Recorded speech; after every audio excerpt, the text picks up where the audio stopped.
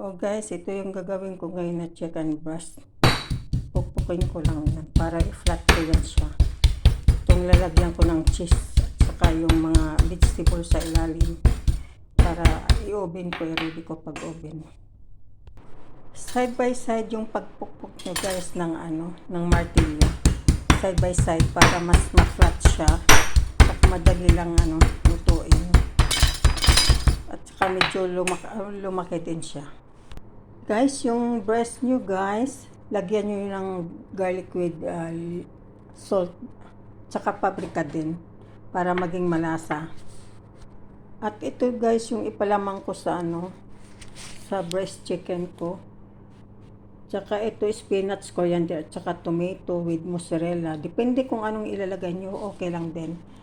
Tsaka i-roll nyo yan. Yan ang resulta ng pagka-roll ko guys. Ang palamang ko yun ang dito. Nilagay ko dyan sa ilalim, tsaka nirolyo ko. Ganon guys yung pagkaplastada ng pagkalagay mo nung chichiborichi mo sa ilalim bago mo irolyo. Itong tatlo guys na breast, na lang, cheese lang nilagay ko kasi may isa dyan na hindi kumakain ng mga gulay, kaya cheese okay lang. Alam mo, niluluto ko to nung isang piraso, tinatikman ko muna sa amo kung okay ba, pero amazing daw yung lasa, kaya niluto ko na.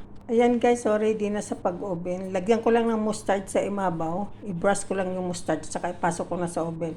Papasok nyo lang ng 20 minutes, okay na yun. Bye-bye! Paki-like naman guys. Umpisahan yung gawa nito. Masarap to na recipe. Breast chicken.